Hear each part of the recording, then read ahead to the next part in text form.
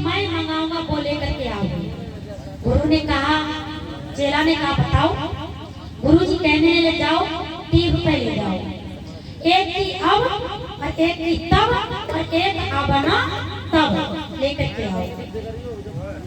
तो एक शिष्य गया, क्योंकि शिष्य की यही परीक्षा होती है। आज तो ऐसा होता है, 1-2 बार सत्संग सुन लिया, महाराज जी हमें उपदेश दे दो, और उपदेश ले लिया और रख लिया बकस में बंद करके संदूका में। ऐसा नहीं होता, जब तक आप पकोगे नहीं तब तक कुछ नहीं होगा। तो गुरु से 3 रुपए लेकर के गया। अब तो मार्केट में जो हमारा नेका पड़ता है वहाँ पहुँचे कि भैया अब और तब दे दो, और तब अब दे दो। दुकानदार कह रहे भैया क्या पागल हो, क्या नशा तो करके नहीं आई हो कि अब और तब और अब तब है कौन? जाओ यहाँ से। कहीं पूरे मार्केट में घूमा कि नहीं कुछ मिला, लौट आया, कह दिया गुरुजी मुझे तो कुछ नहीं मिला। फिर छोटा वाला शिष्य था, उससे कहा बेटा आप लेकर के आओ। वो पहुंचा, 3 रुपए ले लिया, पहुंचा एक में। कहा रास्ते में जा रहा था तो हम जैसी एक दीदी आई थी, वो सत्संग करने लगी, भगवान की कथा का गुणगान हो रहा था।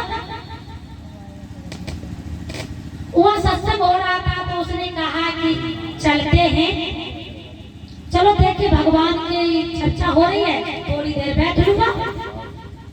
वहां पर गया, भगवान की चर्चा सुनी, कथाएं सुनी, और उसने 1 रुपया ठाकुर जी पर चढ़ा दिया। फिर आगे पहुंचा तो जलेबी वाला भैया जलेबी बना रहा था, उसने कहा चलो इस जलेबी 1 रुपए से जलेबी ले लो, 2 रुपए खर्च हो गए। फिर आगे चला सो किसका गढ़गांव का नृत्य हो रहा था, जहां बोलते हैं आज के हमारे नौजवान कि 9 टंकी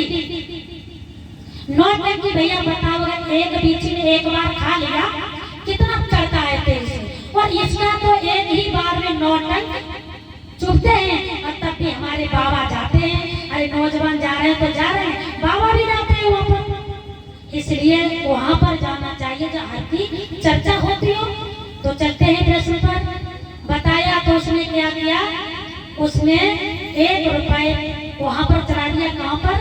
गढ़गांव को दे दिया, चढ़ाया नहीं, दे दिया। अब गुरुजी के पास पहुँचे, गुरुजी से कहा, गुरुजी ने कहा कि कुछ लेकर के आए हो? कि हाँ। अब लेके आया हूँ। अब माने जो जलेबी लाया था उससे बोला अब लेकर के आया हूँ। और 1 रुपया कहाँ खर्च किया है?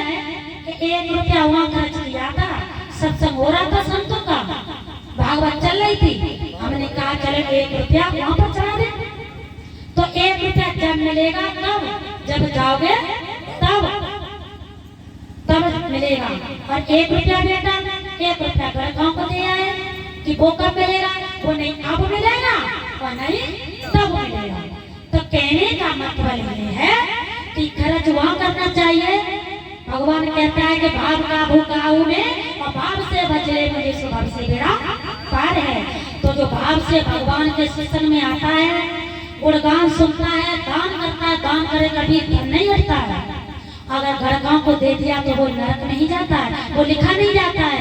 आज आप लोग जितने सत्संग में बैठे हुए हैं ना, वो सारा समय लिखा जाता है।